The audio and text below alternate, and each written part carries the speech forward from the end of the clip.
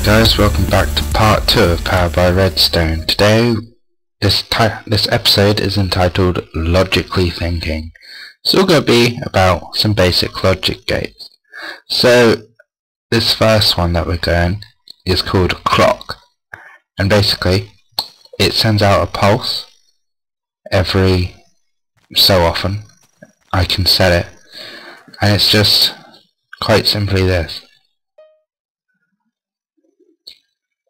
Nice and simple, and you can adjust the time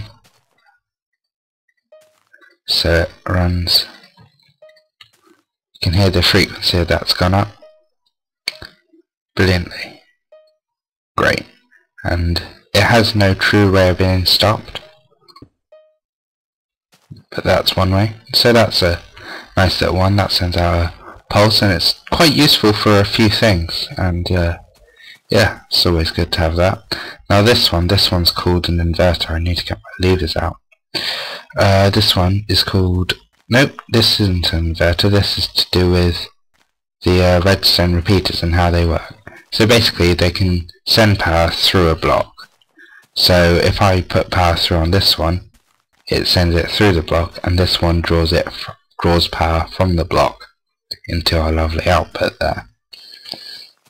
But in the same way, here, if I put power through here, it can just draw it through, and the redstone wire will put it in fine, without the delay incurred by the redstone repeater. And on this one, this will send the power through to it quite well, quite efficiently. And what you can also do with this is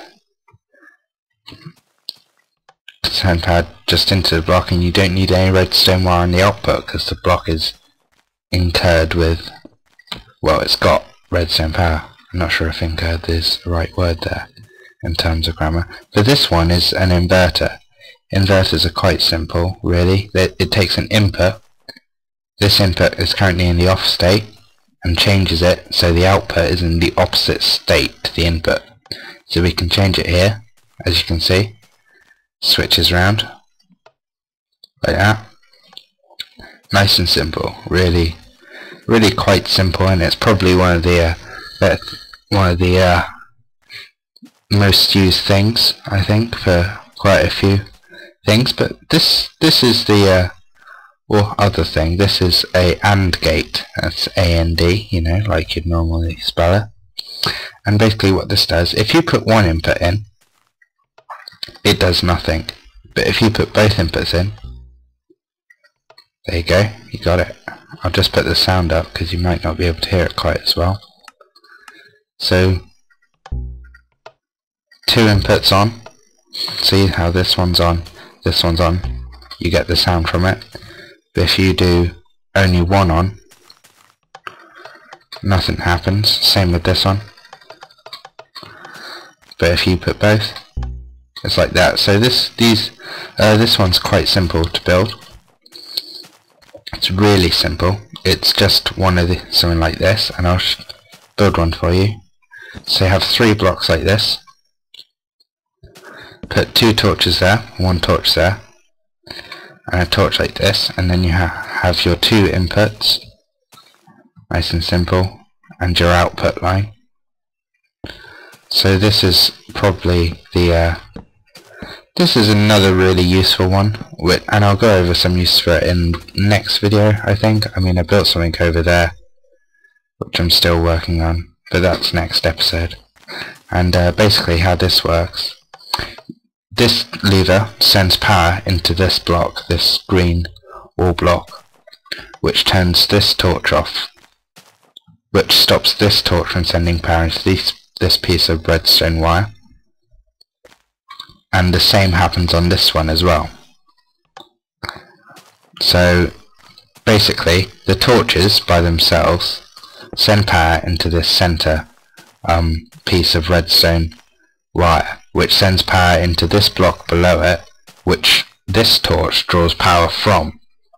And this, basically, if that's in an on state, this torch cannot be on, it has to be off, which means it's not sending power out. But if power goes onto it like that, this goes off, which means the torch can be on, and it turns itself on, which gives it an output. Nice and simple there. And the last one we're going to go over is something called an RS NOR latch, and I'll spell that out for you. I'll just get a sign out. It is spelt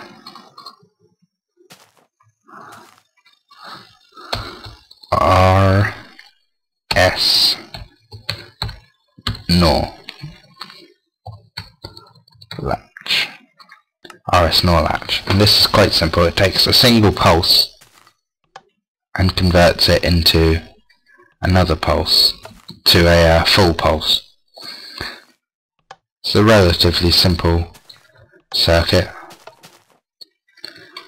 So let's go back behind the scenes and see how this is. So these orange blocks, these are the only blocks for the RS NOR latch. The other stuff is for the routing, and it's quite simple. I'll just build one for you out of these yellow blocks. I've got to get a button. Why I replaced it?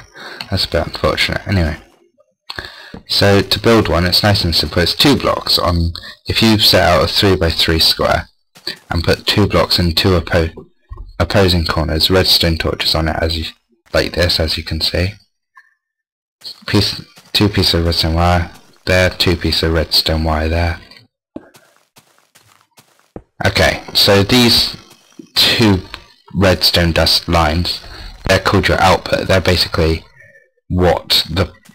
this is the output line. It's like what goes into whatever you want it to do, really, whether it be lights, whether it be pistons, whatever. And these are the input lines. The buttons are the input lines, and it can pretty much be anything. It can be something that goes in like this. It just needs to be separate from the output line is the only problem. Like that. It can be something like that, nice and simple. And basically, if you press one of these buttons, it switches the state of this. So you can think of this sort of as a 1-bit memory cell. It's nice and simple. So by 1 bit I mean the computer bit terminology. It's basically, think of it as 1s and 0s. So if this torch lights up, it's giving out a 0. If this torch lights up, it's giving out a 1. So if I press this one, it gives out a 1. If I press this one, it gives out a 0, yeah? And that can happen. You can link up many things, which is what that big thing is over there, but that's next episode. Now this is all to do with how you can route around redstone. This is more to do with how you can make redstone travel up.